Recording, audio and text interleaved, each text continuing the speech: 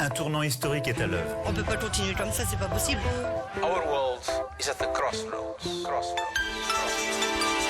Le citoyen, il veut un avenir pour ses enfants et ses petits-enfants. The eyes of all future generations are upon you. 40% des emplois existants pourraient disparaître dans les 10 ou 15 ans qui viennent. L'homme est en train de changer. La première. On vit peut-être un tournant là. Déclic. Le tournant. Est-ce qu'on est déjà demain ? 5, 4, 3, 2, 1. C'est parti. Arnaud Roysson. Il ressemblerait à quoi un monde à plus 2 degrés de température moyenne ? Quelle serait la différence avec un monde qui parviendrait, lui, à limiter le réchauffement climatique à 1,5 degré ? Dit comme ça, la différence peut paraître minime. Et pourtant, les conséquences en cascade de ce demi-degré en plus seraient énormes. Alors dans cet épisode, on a décidé d'être concret, de prendre la mesure de ce que le réchauffement risque de changer dans nos vies. Pour comprendre à quel point nous ne sommes pas tous logés à la même enseigne face à ce péril, selon notre âge, selon les lieux où l'on vit, voyage prospectif dans un monde plus chaud, embarquement, c'est parti.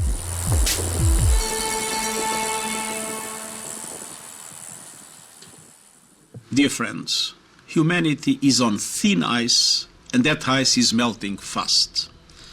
As today's report of the Intergovernmental Panel on Climate Change, IPCC, details, humans are responsible for virtually all global heating over the last 200 years.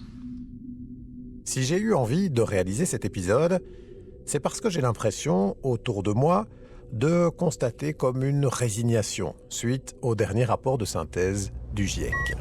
Il est grand temps de se réveiller et d'en faire beaucoup plus par rapport à l'évolution de la situation. On a déjà gagné 1,1 degré au-dessus du niveau du début du XXe siècle.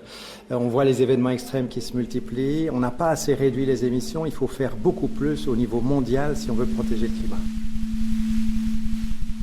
J'ai l'impression que beaucoup de citoyens, mais aussi certains décideurs, se disent que l'objectif des 1,5 degrés, c'est déjà mort et qu'on va de toute façon aller au-delà de 2 degrés. Or, quand on lit bien les travaux du GIEC, on voit très clairement qu'il y a des différences majeures entre un monde qui se réchauffe en moyenne globale de 1,5 degré et un monde qui se réchauffe de 2 degrés, toujours en moyenne globale. Alors je me suis dit que ça vaudrait la peine de prendre le temps de bien comprendre ça, avec un excellent pédagogue des enjeux, le climatologue François Massonnet, chercheur au FNRS et à l'UC Louvain. François Massonnet, qui commence par me rappeler un enjeu important quand on parle de l'augmentation des températures dans les rapports du GIEC, on parle bien de moyenne des températures au niveau mondial. Et cette moyenne, justement, elle cache des disparités parfois très importantes. Une température moyenne, par définition, elle est moyennée sur le globe, dans l'espace, mais aussi dans le temps. On la moyenne sur l'année complète. Et donc, elle peut cacher des grandes disparités régionales et saisonnières. En général, quand on a une augmentation de température, déjà, elle se manifeste différemment sur les continents et sur les océans. Par exemple, aujourd'hui, on est déjà à plus 1,1 degré au-dessus des normes préindustrielles. Mais ce 1,1, il se décompose en plus 1,6 sur les continents et seulement 0,9 sur les océans. Parce que la capacité thermique des océans est plus élevée et donc ils mettent plus de temps à se réchauffer.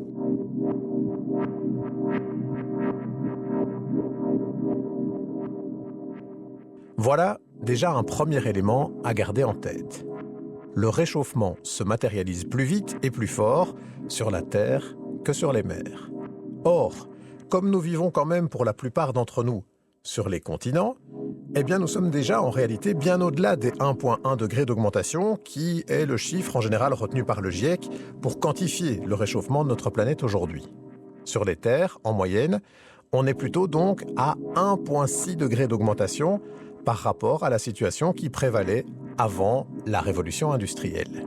C'est un premier point d'attention. Deuxièmement, on a une disparité géographique avec en général les régions polaires qui se réchauffent plus vite que les régions tropicales. Et puis on a des variabilités au niveau saisonnier, voire sous-saisonnier. Et on voit bien que durant les vagues de chaleur, typiquement, on n'est pas simplement à plus 1,1 degré au-dessus des valeurs qu'on avait. Quand on a eu les vagues de chaleur de 2019 en Belgique, on est arrivé à 42 degrés. Je pense qu'on avait battu le record précédent de au moins une marge de 2 degrés, voire 3 degrés, si je ne me trompe pas. Donc on voit que cette moyenne, finalement, c'est un chiffre qui est très pratique parce qu'il est très simple à calculer, parce que c'est une jauge qui nous permet d'avoir un cap. Mais il faut vraiment se méfier de ces moyennes parce que souvent elles ne disent pas tout. Méfiance donc. Et pour mesurer à quel point justement ces moyennes peuvent être trompeuses, prenons 2 cas concrets. L'Antarctique, tout d'abord, où il fait plus froid que chez nous, mais où les températures se réchauffent bien plus vite. Pourquoi ? Eh bien, tout simplement parce que la glace fond. Normalement, la glace, quand elle est présente, elle empêche une bonne partie de l'énergie solaire de parvenir dans le système climatique puisqu'elle est directement remballée vers l'espace. Et quand vous retirez de la glace, tout simplement, vous exposez de l'océan aux rayons du soleil. Il n'y a plus de la glace et donc cette chaleur, elle est simplement absorbée par le système Terre et elle y reste. Donc elle contribue à réchauffer encore plus les basses couches de l'atmosphère. Et ce phénomène fait une fameuse différence avec le reste du globe. En Arctique, les températures se réchauffent beaucoup plus vite et beaucoup plus fort qu'ailleurs dans le monde. Actuellement, on estime qu'on est entre 3 et 4 fois le rythme en Arctique par rapport au rythme global. Donc, pour chaque degré qu'on prend au niveau global, en fait, on en prend entre 3 et 4 au niveau arctique. Et ces changements sont les plus manifestes à la fin de l'été, début de l'automne, c'est-à-dire quand la couche de glace est très mince et qu'on entre en hiver. Et donc là, on a tous les aspects d'un cercle vicieux, quoi, parce que le fait qu'il y ait plus de chaleur fait qu'il y a moins de glace. Ouais. Comme il y a moins de glace, il y a plus de chaleur puisqu'il y en a moins qui est remballée vers l'atmosphère. Et donc là, pour le moment, la machine s'emballe. Exactement. Donc, on sait plus ou moins quand ça commence. On a du mal à savoir quand ça termine. On sait que dans les scénarios actuels, plus 1,5, plus 2 degrés, on se dirige probablement vers une perte complète de glace de mer arctique en été, à partir de 2040-2050. Et ça, je crois, aujourd'hui, qu'on ne peut pas l'éviter, parce que, vu les promesses au niveau des États, sur les émissions de dioxyde de carbone, etc., on se dirige vers ça. Donc il va falloir s'y habituer à cette idée qu'on va vers un Arctique qui est complètement libre de glace à la fin de l'été, avec les conséquences sur les écosystèmes, évidemment, mais aussi géostratégiques qui vont s'imposer, parce que l'Arctique, on n'en parle peut-être pas assez, mais c'est un terrain de jeu phénoménal pour un tas de pays qui le bordent, que ce soit le Canada, les États-Unis et la Russie. Une nouvelle donne qui pourrait modifier la géopolitique de l'énergie. On sait que les ressources des fonds marins attisent depuis longtemps les convoitises. Qui pourrait aussi changer la donne du transport international, puisque le possible passage par le nord peut offrir de nouvelles routes commerciales. Comme une illustration très concrète du fait qu'un monde qui se réchauffe, c'est un monde qui risque de changer en profondeur.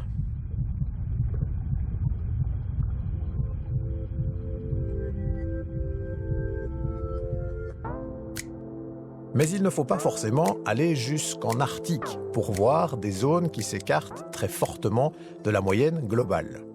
Prenons maintenant le cas de l'Europe et des vagues de chaleur en été qui, ces dernières années, se multiplient et s'allongent. À cause, en fait, d'une nouvelle configuration de la circulation des vents. Une configuration qui est particulièrement problématique en Europe, c'est la configuration qu'on appelle de blocage atmosphérique, dans laquelle un énorme anticyclone vient s'installer sur l'Europe en été. Et un anticyclone, ça a pour effet de stopper toutes les dépressions qui parviennent depuis l'ouest en général, et qui va dévier ces dépressions. En conséquence de quoi, on a très peu de précipitations, on a une circulation qui est donc bloquée, c'est-à-dire sans vent. On a de l'air qui descend tout doucement, qui se comprime, et en se comprimant comme dans un pneu de vélo qui se réchauffe. Et comme l'air se comprime, il y a peu de nuages et le soleil peut, à loisir, venir darder de ses rayons le sol. Et donc on a pendant plusieurs jours d'affilée, une situation complètement bloquée, donc, avec accumulation d'énergie nette à la surface de la Terre, qui fait très rapidement augmenter les températures. Donc ça peut être un facteur, c'est la circulation atmosphérique qui devient, de façon récurrente, beaucoup plus bloquée à certains endroits de la Terre. Et l'Europe, il semble, est en train de devenir un point chaud climatique à ce niveau-là. C'est le début d'une nouvelle vague de chaleur, 6 jours seulement après la fin de la précédente. 37 degrés à l'ombre cet après-midi à Avignon. Demain, le thermomètre pourrait dépasser les 40. Esquimaux, crème, glace à l'italienne, tout est bon, du moment que c'est bien frais. On va malheureusement observer une augmentation de la fréquence de ces événements. Une journée à l'image de cet été chaud et sec. Il a plu 2 fois moins que la moyenne. Malheureusement, le réchauffement climatique, il est bien là. Malheureusement, il va falloir que tout le monde s'y mette un petit peu pour que ça s'empire pas trop au fil des années. Mais en attendant, il faut s'adapter. Voilà donc 2 exemples concrets qui démontrent pourquoi il faut se méfier des moyennes. Alors que l'on nous dit que la Terre s'est déjà réchauffée de 1,1 degré, c'est ce que rappelle le rapport de synthèse du GIEC, on voit que ce n'est pas juste le thermomètre qui est monté d'un petit cran. C'est la machine climatique globale qui se dérègle. Des événements extraordinaires qui le deviennent de moins en moins. Des pôles qui fondent à vitesse grand V. Et ça, c'est déjà aujourd'hui. Demain, en fonction des scénarios, les fluctuations pourraient être encore beaucoup plus importantes. Cela nous amène au cœur de notre sujet.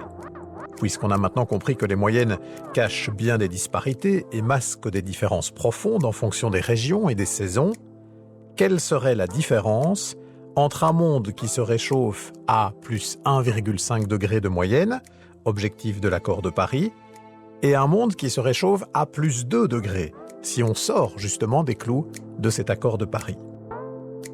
J'ai aussi sollicité le climatologue François Massonnet sur cette question, et il m'a proposé d'y répondre non pas avec des chiffres, mais via une démarche un peu innovante.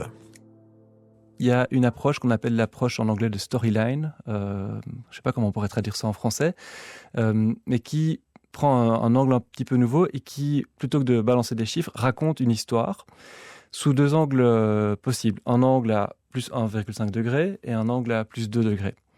Et c'est ce que je vais essayer de faire aujourd'hui, en prenant une histoire qui se passe en 2050, et on va imaginer quelqu'un qui se réveille et qui va passer une journée en été 2050. Alors, je précise d'emblée que ces histoires ne sont pas réelles, ce ne sont pas des prévisions, mais ce sont des histoires qui sont compatibles avec les conditions aux frontières qui s'imposeraient alors dans 2 mondes à 1,5 et 2 degrés. Eh bien, tentons l'expérience alors. Fermez les yeux, si vous n'êtes pas en voiture. On grimpe dans la DeLorean, direction notre futur en 2050. Si mes calculs sont exacts, lorsque ce petit bolide atteindra 88 miles à l'heure, attends-toi à voir quelque chose qui décoiffe. Ou plutôt, direction 2 futurs possibles, celui où l'on parviendrait à rester dans les clous de l'accord de Paris et celui où on les dépasserait.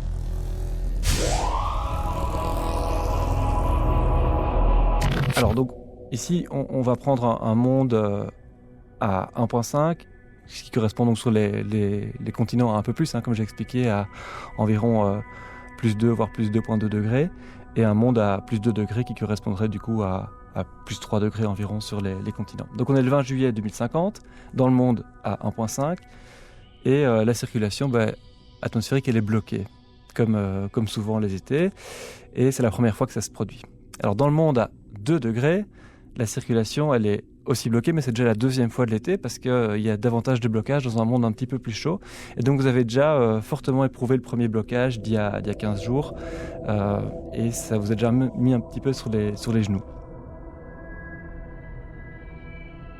Alors on revient dans le monde à 1,5. On a bien pris note des prévisions météo qui annoncent une vague de chaleur qui va durer 5 jours. Et on annonce des pics à 43 degrés. C'est pas du tout stupide, 43 degrés. On a eu 42 degrés en Belgique en 2019. Et donc, vous décidez de vous lever à 6 heures plutôt que 7 heures pour pouvoir travailler un minimum dans des conditions qui sont décentes. Alors maintenant, on rebascule dans le monde à 2 degrés. Vous avez aussi bien pris note des prévisions météo Mais celles-ci, elles annoncent une vague de chaleur pas de 5 jours, mais de 10 jours. Bah oui, parce que les vagues de chaleur, elles commencent plus tôt et elles terminent plus tard. Et les pics, ils ne seront pas à 43 degrés, ils seront à 46 degrés. De nouveau, parce qu'il y a une augmentation qui est toujours plus forte sur les continents. Aussi 46 degrés parce que la durée de la vague de chaleur sera plus longue, donc il y aura davantage de rayonnement solaire qui va rentrer dans le système. Et donc on a une sorte ici de composition des risques qui s'annonce. Vous décidez aussi de vous lever dans ce monde à 2 degrés à 6 heures du matin, mais vous n'arrivez pas à vous réveiller. Simplement parce que vous avez passé une bonne partie de la nuit à essayer de refroidir votre corps, parce que les températures durant la nuit ne sont pas passées sous les 24 degrés. Il est 7 heures du matin et vous êtes déjà très fatigué.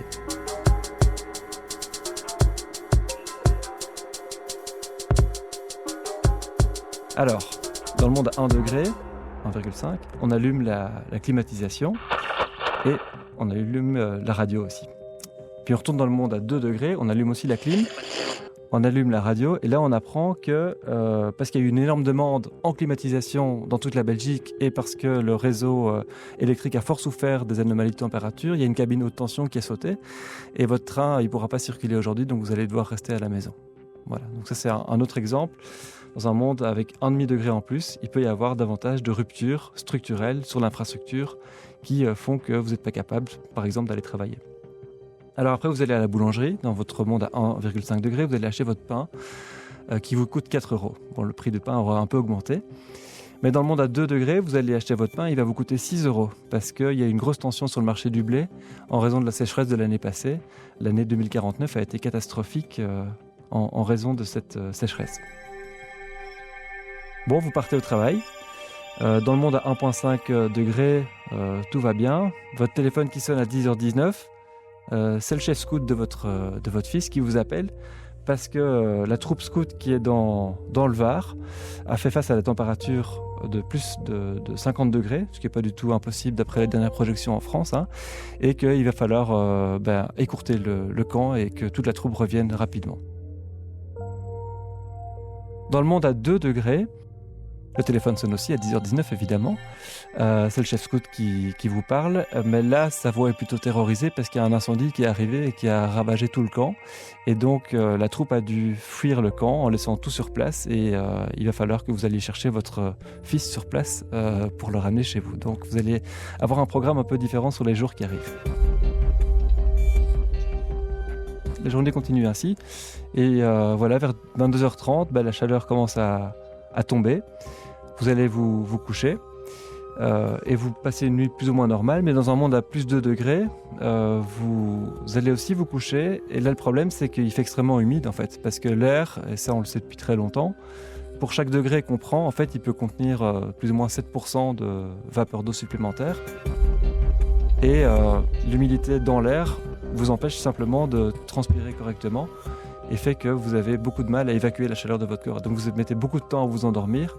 Vous avez déjà passé une nuit horrible la nuit précédente et la nuit qui arrive s'annonce un peu plus compliquée. Et peut-être pour couronner le tout, dans ce monde à plus de degrés, vous allez avoir des moustiques tigres qui vont vous tourner autour parce qu'ils sont montés plus rapidement géographiquement vers la Belgique que ce qui était attendu parce qu'on a une poussée vers le nord de ce genre d'espèces.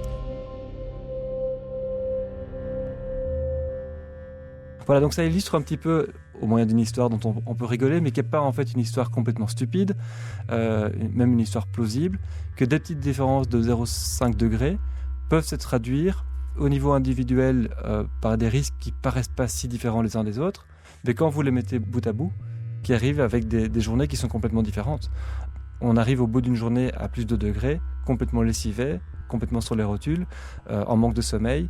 On a du mal à affronter des pics de chaleur qui sont plus marqués en cours de journée et le problème c'est que les vagues de chaleur durent aussi plus longtemps et qu'on termine l'été simplement sur les rotules.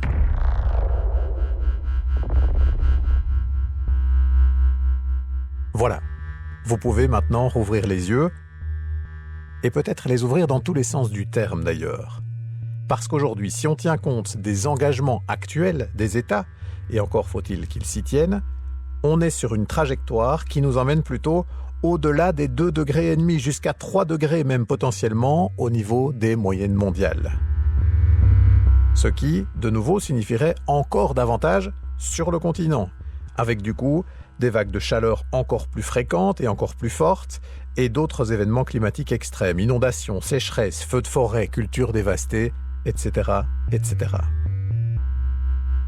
On sait que chaque dixième de degré en plus multiplie le risque de catastrophes naturelles qui portent, pour le coup, assez mal leur nom.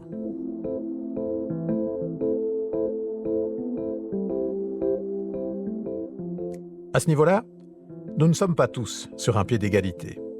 Selon notre âge, selon l'endroit où nous vivons, nous ne serons pas confrontés de la même manière au réchauffement de la planète et aux événements climatiques extrêmes. C'est ce que se sont employés à démontrer toute une série de chercheurs européens, dont le Belge Wim Thierry, climatologue et chercheur à la VUB, avec qui j'ai pris rendez-vous. Bonjour, je suis au bon endroit, je suis peut-être pas rentré par le bon côté. Non, merci. Après avoir publié un article très remarqué dans la revue Science, Wim Thierry et ses collègues chercheurs ont développé un site internet extrêmement bien fait et qui ne laisse pas du tout l'utilisateur indifférent. Ce qu'on peut faire, c'est si on va, par exemple, à l'année 2014, ça c'est l'âge de mon fils aîné. L'idée est assez simple et pourtant tout à fait novatrice. Permettre à chacun de mesurer très concrètement jusqu'à quel point il risque de subir les conséquences du réchauffement de la planète en fonction de son année et de son lieu de naissance. Donc en fait, sur le site web myclimatefuture.info, on peut indiquer l'année dans laquelle on est né, aussi la région dans laquelle on habite et un scénario potentiel du changement climatique dans le futur. Par exemple, un scénario qui est compatible avec l'accord de Paris ou un scénario de promesses actuelles des pays ou un scénario plus pessimiste du réchauffement plus élevé. Et pour chaque combination de date de naissance, région et scénario futur, on peut voir combien des extrêmes climatiques on va vivre dans sa vie.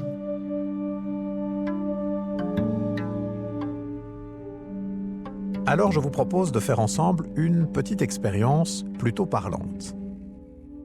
Imaginons Michel, qui est né en 1961. Il a aujourd'hui 62 ans. Il vit en Europe. Premier constat, il va souffrir et il souffre déjà des effets du réchauffement climatique. Prenons le cas des vagues de chaleur. Si dans un monde sans changement climatique, scénario théorique, il ne risquait de rencontrer qu'une seule vague de chaleur majeure dans sa vie, dans un monde qui se réchauffe, il risque d'en rencontrer 5 sur la durée de son existence. Et cela, c'est si on reste dans les clous de l'accord de Paris qu'on parvient à éviter que le réchauffement ne dépasse les 1,5 degrés. Imaginons maintenant Naïma. C'est la petite fille de Michel. Elle est née en 2021 et elle n'a donc que 2 ans aujourd'hui. Sur la durée de sa vie, elle risque, elle, de rencontrer non pas 5, mais 13 vagues de chaleur majeures. 13 pour elle, contre 5 pour son grand-père, dans une même trajectoire climatique. Le fait qu'elle soit née 60 ans après son grand-père, dans un monde déjà réchauffé, change complètement la donne. Mais poursuivons l'expérience. Imaginons maintenant que l'on soit dans un scénario qui sort de l'accord de Paris, à plus 2,4 degrés. Un chiffre qui ne vient pas de nulle part, selon les chercheurs, c'est ce vers quoi on tend si on se contente des promesses politiques actuelles, et encore c'est la version optimiste. Dans un monde à 2,4 degrés donc, le sort de Michel ne change quasiment pas. Au lieu du risque de rencontrer 5 vagues de chaleur majeures dans sa vie, on passe à 5,4. Par contre, pour sa petite fille Naïma, le changement est énorme. Si dans le scénario des 1,5 degrés, elle ne rencontrait que, entre guillemets, 13 vagues de chaleur, dans celui à 2,4, elle risque d'en rencontrer 26. Ça veut dire que le risque a carrément doublé.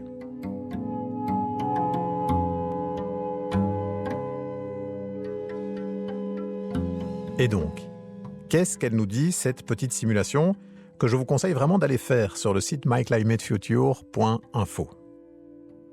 Elle nous dit que le coût de l'inaction est bien plus élevé pour les jeunes générations que pour ceux qui ont 50 ou 60 ans. Pour les plus âgés, tout est quasiment déjà joué aujourd'hui, qu'on fasse beaucoup d'efforts ou qu'on n'en fasse quasiment pas. Par contre, pour les jeunes qui ont 18 ans aujourd'hui, ou pour ceux qui viennent tout juste de naître, le monde qui se prépare sera fondamentalement différent si on fait des efforts que si on n'en fait pas. Et ça, pour Wim Thierry, c'est l'essentiel à comprendre. De plus qu'on est jeune, de plus qu'on a à perdre ou à gagner avec l'action climatique ou l'absence d'action climatique. Et donc ça c'est vraiment l'aspect clé ici. On a calculé que pour les enfants qui sont nés aujourd'hui, on gagne 40% en termes d'exposition à vie si on limite le réchauffement à 1,5 degré comparé aux promesses actuelles de 2,4 degrés. Donc on coupe à moitié presque le poids sur les épaules des jeunes générations si on arrive à augmenter l'ambition et si on arrive à rester dans les limites de l'accord de Paris. Et donc c'est vraiment un message clé pour moi, c'est que on gagne directement, les jeunes gagnent directement et c'est partout au monde si on augmente notre ambition. Reprenons maintenant le sort de la petite Naïma dans un monde à plus 2,4 degrés et comparons ce sort avec ce qui pourrait arriver à Mehdi, qui est né la même année qu'elle, en 2021, mais en Algérie. Si pour Naïma, le risque de vague de chaleur est multiplié par 26 sur la durée de sa vie, pour Mehdi, ce risque est multiplié, tenez-vous bien, par 53.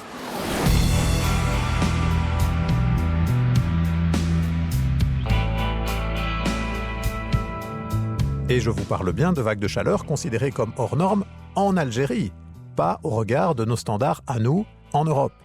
Le climat est déjà bien plus chaud que chez nous, et donc la vague de chaleur de référence elle est bien plus chaude qu'elle est chez nous. Donc si on regarde la multiplication de ces événements dans ces régions-là, il faut bien s'imaginer qu'on va vers des températures qui deviennent insupportables et qui deviennent inhumaines. Et puis, il y a encore ce que les chiffres sur les vagues de chaleur ne montrent pas.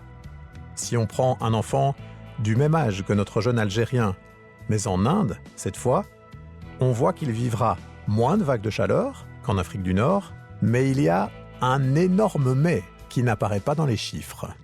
Il faut se réaliser que cette étude qu'on présente ici regarde seulement la température, mais en réalité, le stress sur une personne, l'effet sur la santé d'une personne, ça dépend de la combination de température et d'humidité. On peut comparer si on va dans un sauna, on peut supporter pendant un certain temps des températures bien élevées si l'air est très sec. Mais si quelqu'un arrive et met un peu d'eau sur les pierres, l'humidité dans l'air augmente et ça devient très vite insupportable. Et donc, il faut se réaliser que dans ces régions-là, notamment en Asie du Sud, le Pakistan, l'Inde et le Bangladesh, les pays dans ces régions-là, ils ont des vagues de chaleur humides. Donc, ils ont des températures très hautes, très élevées, mais en même temps, ils ont des niveaux d'humidité qui sont très élevés. La combinaison fait qu'on sait plus transpirer pour réduire la température de notre corps. On ne peut plus garder la température du corps sous contrôle et voilà, il y a une escalation de la température du corps humain et on meurt.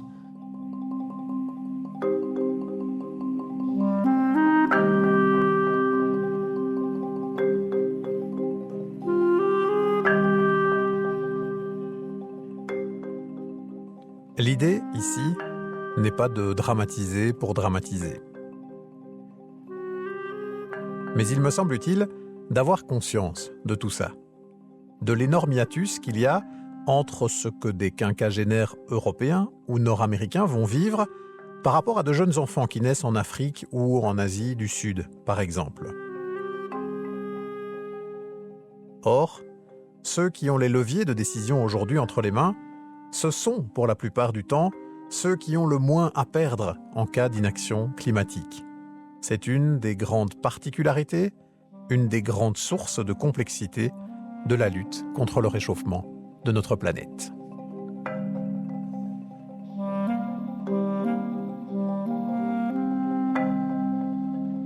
Prenons encore le temps quelques minutes d'explorer le sort de ces zones du globe qui pourrait pratiquement se transformer en enfer sur Terre si d'aventure on laissait le réchauffement s'emballer et les températures moyennes filer bien au-delà des 2 degrés.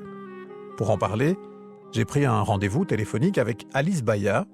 Elle est spécialiste de l'impact du changement climatique sur les migrations et la sécurité, experte à l'Observatoire des situations de déplacement interne. Elle évoque tout d'abord le sort de ces populations qui vont devoir se déplacer dans les années qui viennent à cause du changement climatique. Ça concerne des centaines de millions de personnes, même si pour les chercheurs, il est un peu difficile de quantifier précisément le phénomène. Alors, à l'heure actuelle, on n'a pas d'estimation exacte du nombre de personnes qui pourraient être amenées à se déplacer dans les prochaines décennies. Ce que l'on sait, c'est le nombre de personnes qui est déplacé déjà chaque année par les catastrophes. Et donc, l'Observatoire de suivi des déplacements internes pour lequel je travaille a quantifié, par exemple, en 2021, à peu près 24 millions de déplacements liés aux catastrophes, essentiellement climatiques, donc inondations et cyclones en très grande majorité. Après, il y a des modèles qui se développent, notamment développés par exemple par la Banque mondiale et l'Université de Columbia à New York, qui font état d'à peu près 220 millions de personnes qui d'ici 2050 seraient amenées à se déplacer dans le cadre d'un scénario, comme on dit, business as usual, donc c'est-à-dire si on maintient la trajectoire actuelle des émissions de gaz à effet de serre, donc 220 millions de personnes déplacées à l'intérieur de leur pays d'ici 2050 dans 6 grandes régions du monde. Un chiffre bien difficile à établir avec précision, on l'entend, mais quand même, dans les modélisations, une évidence. Rester dans les balises de l'accord de Paris ferait une différence énorme par rapport à un scénario qui poursuivrait sur les tendances actuelles. L'observatoire pour lequel je travaille a notamment, par exemple, développé un modèle pour évaluer le risque de déplacement lié aux inondations uniquement. Et ce modèle, il nous montre, alors il est imparfait, méthodologiquement, il reste à améliorer, mais il produit des premières estimations et il montre que dans le scénario le plus optimiste du GIEC, le risque de déplacement de population va augmenter d'environ 50% d'ici la fin du siècle. Et dans le cas d'un scénario le plus extrême, donc sur un scénario à plus 4 degrés, ce risque de déplacement est multiplié par 5. Selon les options donc, le nombre de personnes déplacées pourrait être augmenté de 50 à 500%. Des personnes obligées de migrer, souvent pas très loin, à l'intérieur de leur pays ou dans le pays voisin, pour fuir des catastrophes naturelles liées au dérèglement climatique ou pour fuir des zones devenues inhabitables à cause de la chaleur ou de la montée des eaux. Généralement, on peut regrouper les facteurs climatiques qui vont avoir une incidence sur le déplacement de population en 2 grandes catégories.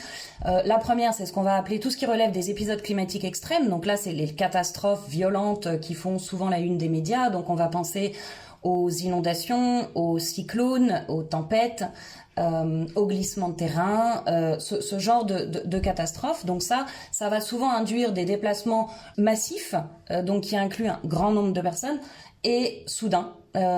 Mais vous avez une autre catégorie qui là relève plutôt, on va dire, de tout ce qui est impact progressif et dégradation lente de l'environnement dû au changement climatique. Et là, vous allez avoir plutôt tout ce qui concerne l'augmentation des températures, les changements de régime de précipitation, la désertification, l'élévation du niveau de la mer, l'érosion des sols, etc.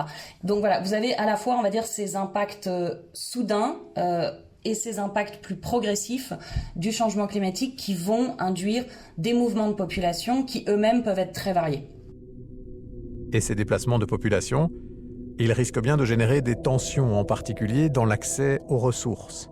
Forcément, si les terres cultivables se raréfient, si les ressources en eau potable diminuent, des conflits risquent d'éclater et de venir se superposer à des tensions qui existent déjà. Alice Baya a beaucoup voyagé dans le cadre de ses recherches et elle a pu mesurer que dans certains territoires, la situation est déjà aujourd'hui très fragile. Bon, moi, par exemple, j'ai beaucoup travaillé ces dernières années sur le Bangladesh. Le Bangladesh, c'est un des pays dont on sait qui fait partie des pays les plus vulnérables aux impacts du changement climatique. C'est un pays qui est à la fois affecté par les cyclones, les inondations, mais aussi l'érosion, l'élévation du niveau de la mer. Enfin, vous avez tout un tas d'impacts du changement climatique qui sont déjà visibles au Bangladesh. Vous avez aussi un pays qui fait partie des plus densément peuplés au monde, et c'est une population qui est amenée à croître dans les prochaines années. C'est aussi un des pays les plus pauvres au monde.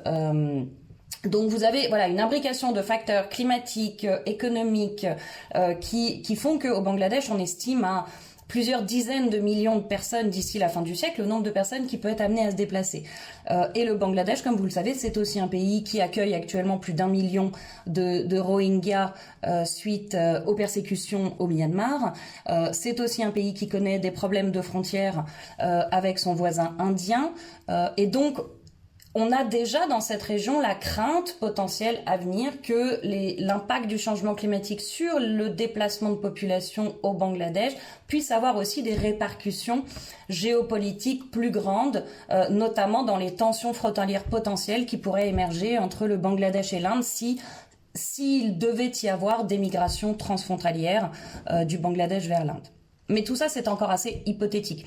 J'aurais pu citer des pays aussi en Afrique subsaharienne, au Sahel, où on voit bien aujourd'hui les problèmes en Somalie avec une sécheresse prolongée qui s'agrège à des problèmes d'insécurité et d'instabilité politique chronique depuis plusieurs années.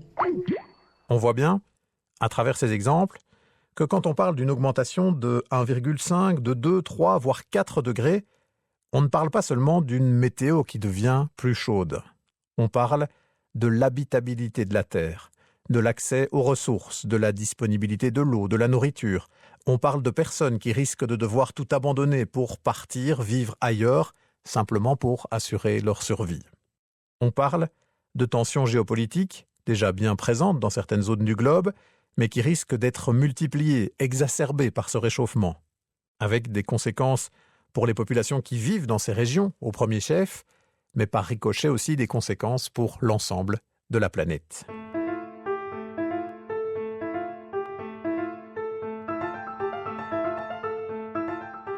Du coup, les 3 chercheurs que j'ai rencontrés dans ce podcast le disent.